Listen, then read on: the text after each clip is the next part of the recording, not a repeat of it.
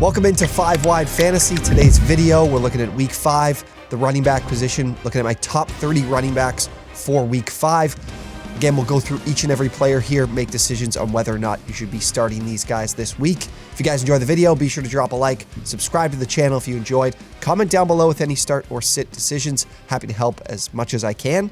And then as well, check out our friends over at BetFred. Bet 50. Get $250 this weekend in the NFL and all season long. That link is down below in the description.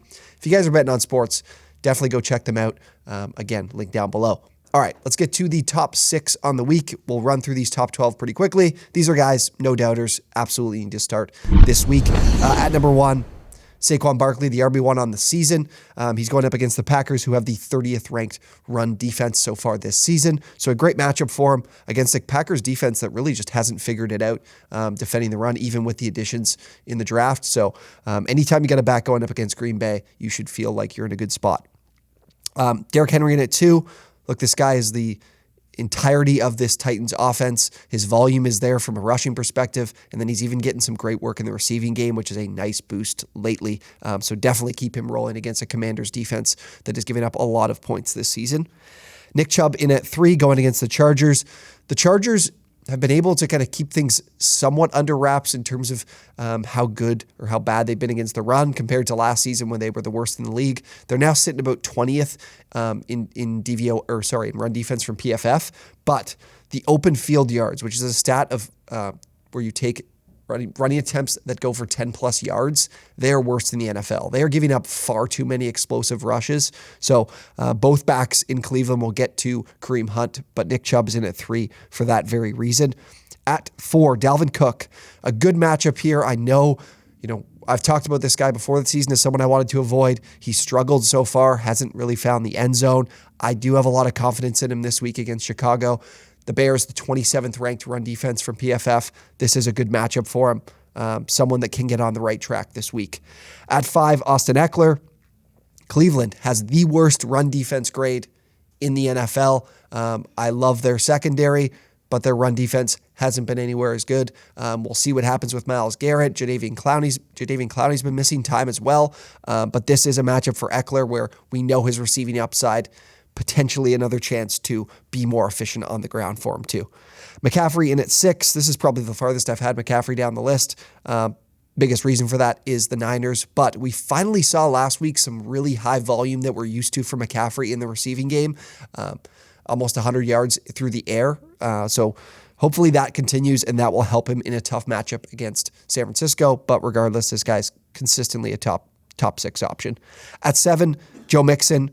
Mixon just has ridiculous volume. I'll continue to have him in this top 8 all season long if he continues to get this kind of volume from Zach Taylor, doing it to a detriment to his team. But that's not our problem as fantasy managers. Going up against Baltimore, who are 21st against the run, and then from a DVOA perspective, 22nd in line yards. So haven't been great stopping the run so far this year, so a good matchup for Mixon against the Ravens. At 8, Leonard Fournette. Tampa Bay and Atlanta here, 25th run defense grade from the Falcons. Look, I know Fournette finally got in the end zone last week. We saw a bit of Rachaad White late in the game. The teams talked about, hey, we need someone to spell this guy. He can't be getting this high of a workload considering his injury history. I don't think Rachaad White is going to have an impact too much on Fournette's fantasy finish. This is a good matchup here. He's still the lead guy. Nothing to worry about there. Last week was a case of trailing so quickly, so early that they had to go to the pass game. Fournette found a way to still save his week, but better matchup here for him on the ground against the Falcons. At 9, Aaron Jones. The Giants create another good matchup for the ground game for the Packers, which they've been leaning on all season. The Giants, 24th in run defense grade, so a good matchup here for the ground game. We know Jones will get involved as a receiver as well. At 10, Damian Harris. Last week is a massive indication of what you should be expecting from this Patriots team so long as Mac Jones is out, and that means the ground game gets 30-plus carries a game. Damian Harris is the guy that they're going to inside the 5. Been mentioning that all year in a matchup here against the Lions, who cannot stop anyone right now. We saw what the Seahawks did to him last week. We saw what Rashad Penny did to him last week, the 28th ranked run defense. A great matchup here for both of the backs, but Damien Harris is the guy that has the chance to put the ball in the end zone a couple of times here. So top 10 running back for me on the week. At 11, James Robinson going up against Houston, the second worst run defense in the NFL. Good matchup here. Robinson, as long as he runs into a good matchup and this team will be in a positive game script, he can be a top 12 option. We've already seen it this year, so no surprise to see him in the top 12. Miles Sanders wrapping up the top 12. Arizona, 27th in fantasy points allowed to running backs. Sanders is taking this all-encompassing role. What did he have? 27 carries last week. This team is running the ball on 55% of plays. Everything looking great for Miles Sanders. Just stay healthy, man, and we're looking at potentially a top 15, top 12 season from the guy. That's certainly no stretch with the way this team is able to score. So a top 12 option for me this week in Miles Sanders. 13, Jamal Williams going against the Patriots defense. Their run defense is, bottom 12 in the NFL. Hasn't been great. We saw the Packers last week be able to put up like 200 yards on the ground. Jamal Williams' week last week was saved, and his efficiency was saved by one big 50-plus yard run. Otherwise, he'd be continuing to do the thing where he averages 3.5 yards a carry. But again, the opportunity here with him without DeAndre Swift, who I definitely don't expect to be back, he's getting the goal line work. If they're scoring here against why am I blanking? Against New England, then obviously still a great option for you. At 14, A.J. Dillon, Packers, Giants. Mentioned it earlier with Aaron Jones, 24th ranked run defense. Dillon has the advantage in terms of inside the 5. They haven't had that many opportunities inside the 5. He's only had 2 carries inside the 5, but they've only had 2 in total from the backs. So I still like A.J. Dillon from a week-to-week basis. I think this is another good matchup for him as well. He's evening things out with Jones in terms of rushing attempts and trying to keeping pace as a receiver too. Only a few receptions less than Aaron Jones. Okay, Josh Jacobs at 15. Kansas City, still been a pretty good run defense, but Jacobs' volume is great. We saw it last week against the Titans, who have a great run defense. Was that against the Titans? No, it wasn't against the Titans. But we saw great volume last week against the Broncos, So I expect that to continue in a matchup against Kansas City. Divisional game tends to stay tighter here between these two teams. They've always seemed to be pretty competitive during the year. So Jacobs is still someone to play with confidence. At 16, Alvin Kamara. I expect Kamara to play and be ready and be available. It was a surprise miss last week, so I have him here at 16. This is a fantastic matchup. Seattle, 29th ranked run defense. So this is a chance here. We saw Jamal Williams last week to be able to be efficient and score and put the ball on the ground a ton. I really like Kamara this week. 16 is just kind of a safer play from me at that spot. 17, Najee Harris. The Bills' run defense, right about league average right now. We saw J.K. Dobbins find the end zone a few times last week. Harris is a guy who I'm a little bit concerned with, just with the addition of George Pickens, has made it that Najee's just not getting enough looks as a receiver. And that was the entirety of the reason why this guy was one of the top 3 backs in fantasy last year, is because he had plenty of receiving volume, plenty of receptions. He led the league in receptions at the running back position. So that is a problem. So for right now, he's going to probably be in this area for me. We got to see what Kenny Pickett does with him in terms of that receiving upside. We didn't see it in the second half last week. So something to monitor, but just limit your expectations from him for the time being. 18, James Conner going up against Philadelphia. Philadelphia is still a solid run defense, 13th in the NFL from PFF. But we have seen, if anything, from this defense that they can be had, it is on the ground. So Conner, still the lead guy. You're frustrated, I know, but he's still an option. He's still a decent option this week, and pretty much every week. He's just not looking like he needs to find the end zone real soon, or else we're in some big trouble in terms of if you were drafting him. Before we get to the next guys here, let's get into Thursday Night Football. Let's get into the prop from BetFred. A little bit of time traveling here, but let's see where the value is. All right, we're at the beautiful Fox Run Golf Club in Vermont. An awesome video coming to the YouTube channel, hopefully by the end of this month. But we can't forget about Thursday Night Football. BetFred boost for Thursday night, Colts, Broncos. I'm going over 43 and Russell Wilson over 229.5 passing yards. The running backs being out, I think, is an excellent opportunity for these teams to throw the ball a ton. That will allow for some more plays, some more points, and Russ is going to be a big factor for the Broncos with Javonte out. So give me that. It's boosted over at BetFred. Bet 50, get 250 at BetFred. Go sign up. Link is down below in the description. Let's get to the rest of the rankings. Okay, let's get to the other side here from 19 through to the rest of the top 30. At 19, Jeff Wilson. Jeff Wilson being the lead guy in San Francisco, incredibly valuable. We saw in the matchup against the Rams, his opponent there is one of the best in the NFL against the run, and he still found success. Having this number one option in an offense that is great running the football is awesome. He's one of the best pickups so far on the year. Clyde Edwards-Helaire in at 20 against the Raiders defense. The Raiders run defense is very good. Top 12 in the NFL. It's been solid for most of this season. So Clyde, who is a player who relies on scoring. Last week, of course, he had great volume. But again, that's going to be reliant on a really positive game script. We're still seeing Isaiah Pacheco check in. We're still seeing Jerick McKinnon check in. So Edwards-Helaire, still a top 20 option, but again, it just limits his upside. Need to see him score to be able to have a big week. Kareem Hunt in at 21. We mentioned the Chargers defense. I think Kareem Hunt's a great play this week. These guys are still ham and egging it. So I really like Kareem Hunt against the Chargers defense. It's giving up tons of explosive plays to backs. At 22, Khalil Herbert. Minnesota actually has the fourth best run defense in the NFL this season. So this is a tough matchup for Khalil Herbert. But the Bears, their entire focus is running the football. So he's still a top 24 option.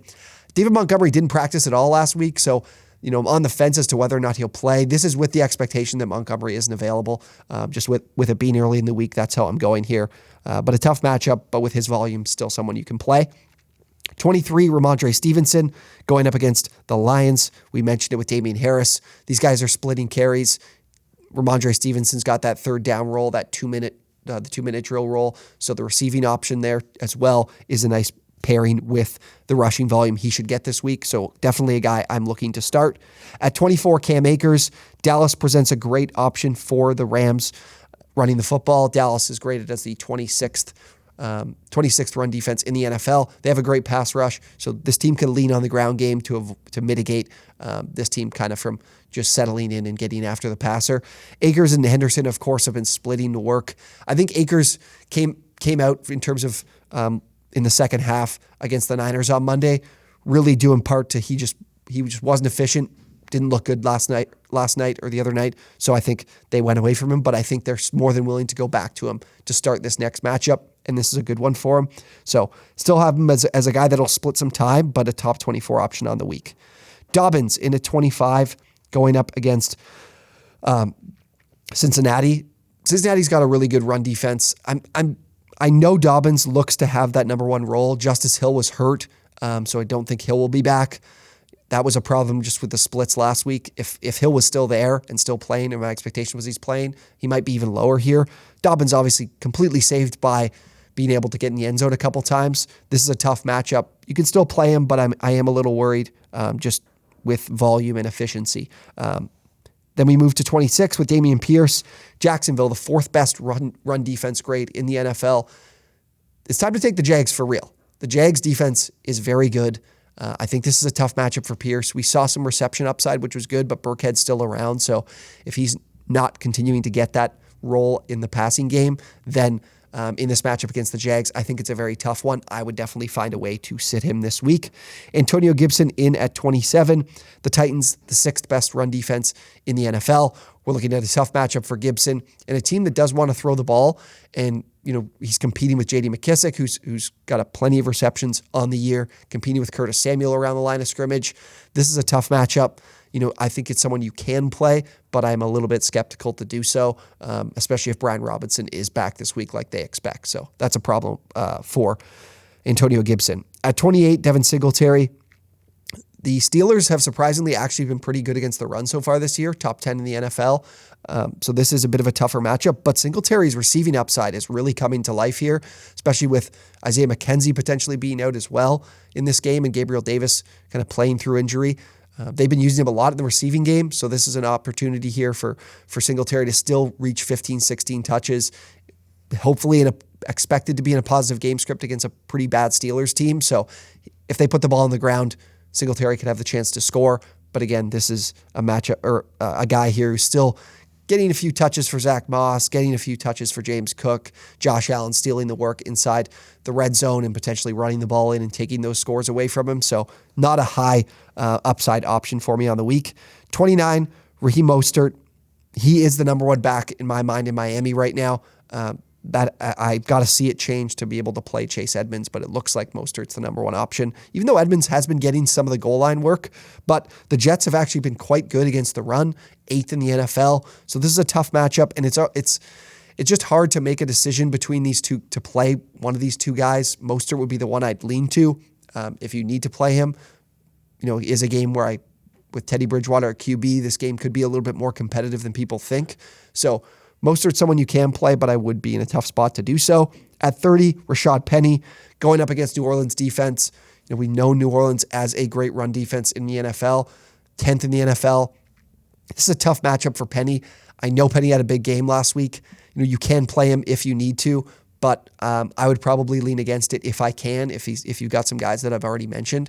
Just New Orleans is not a great matchup to go up against. And again, it depends on what New Orleans looks like in terms of some injuries, but Seattle's been throwing the ball a lot, and Kenneth Walker's been getting involved too. So we've got to rely on Penny to be able to break some big plays, and it's tough to do that against New Orleans. Let's get into some guys that missed. Breece Hall's at 31 for me. Miami has the best run defense in the NFL right now. I know we talked about Breece Hall as a guy to trade for and buy low on, but this is a very difficult matchup for them, and I need Breece Hall to be able to have a huge game receptions-wise against this defense in order to be a top 24 option. I think you could still play him, but I don't have high expectations in terms of efficiency on the ground. And Michael Carter's still involved a little bit. We're not taking over completely here, so tougher to play him this week. The guys that are replacing some of the injuries here, I expect Jonathan Taylor to be out. Melvin Gordon, obviously, likely to step into that number one role. Latavius Murray added off the practice squad. These are guys I'm not looking to play. These are two really good defenses they're going against. I would certainly look to sit them. Ezekiel Elliott outside my top 30. I mentioned how good the Rams' run defense is. We're still having that split with Tony Pollard. Maybe Dak's back in this game, gets a little bit higher paced, and maybe Zeke is able to find some success, but he is definitely the number one guy this week I am looking to sit. Other than that, we're looking at Tyler Algier, another guy that you picked up off the wire against the Bucs. If you're asking me, Tyler, can I play Tyler Algier in the comments? The answer is absolutely, positively not. So don't look to play Tyler Algier. Don't look to play Caleb Huntley this week either. But that is the top 30 for the running backs in week 5. If you guys enjoyed the video, be sure to drop a like, subscribe to the channel if you enjoyed. And again, comment down below with any start-sit decisions you're trying to make on the week. Happy to help. And then join our Discord. We're always chatting in the Discord as well. So thank you guys for watching, and we'll see you next time.